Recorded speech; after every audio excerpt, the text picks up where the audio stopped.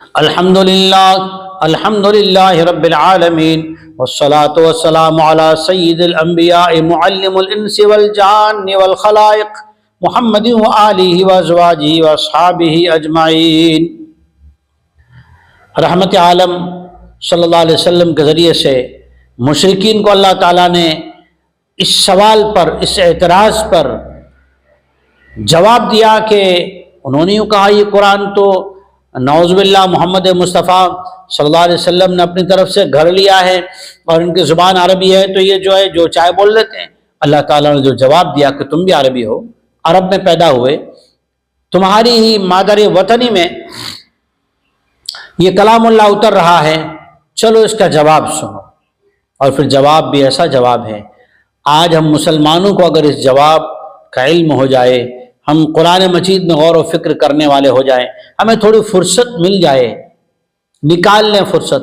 قرآن میں اللہ کہتے ہیں افلا یتدبرون القرآن، کہ لوگ قرآن مجید میں تدبر، ریسرچ، غور و فکر کیوں نہیں کرتے؟ کذالک نصرف الآیات لقوم یعقلون، اللہ فرماتے ہیں مثالیں، ایگزامپل اور واقعات، ہسٹری اگلی قوموں کی اور اگلی جو امتیں گزری ہیں، اگلی جو قومیں گزری ہیں، ان کی تاریخ، ان کے کھنڈرات کیوں بیان کرتے ہیں؟ تاکہ لوگ غور کریں، عقل والے اس میں سوچیں، ریسرچ کرنے والے ریسرچ کریں اور اللہ تک پہنچ جائیں۔ کہاں تک پہنچ جائیں؟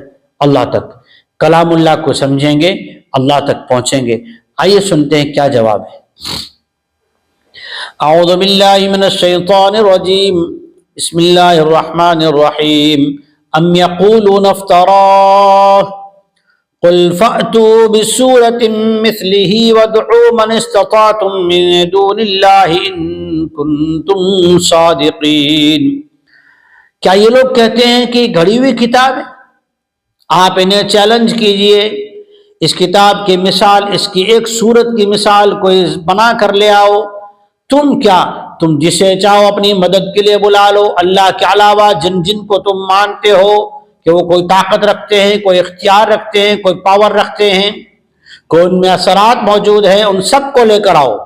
اور پھر من استطعتم من دون اللہ، اللہ کے علاوہ جس جس کو تمہارے ذہن میں ان سب کو لے آؤ اور پھر بنا کے لاؤ۔ ان کنتم صادقین، اگر تم اس سوال میں، اس سے اعتراض کرنے میں سچے ہو نا کہ یہ بنی ہوئی کتاب ہے، پھر بنا کے لاؤ۔ اور قیامت آ جائے گی، آج تک بنی نہیں، بننی نہیں اور بنے گی نہیں۔ اس لیے یہ وہ کلام اللہ ہیں جو اللہ کی طرف سے مخلوق کی طرف ایک پیغام ہے۔ اگر اللہ کے پیغام میں مخلوق تک پہنچانے میں ملاوٹ ہو جائے، پھر دین اسلام کی گارنٹی کیا؟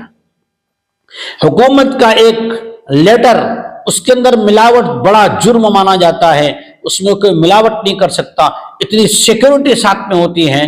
یہ تو اللہ کا کلام ہے جو سارے عالم کا خالق ہے، مالک ہے، مختار ہے اور اس کے پاس قدرت ہے، اس کے کلام میں کیسے ملاوٹ ہو سکتی ہے؟ اللہ تعالی ہمیں حقیقی معنی میں کلام اللہ کا یقین، ریسرچ، غور و تدبر کرنا نصیب فرمائے۔ آمین۔ وآخر دعوانا الحمدللہ رب العالمین۔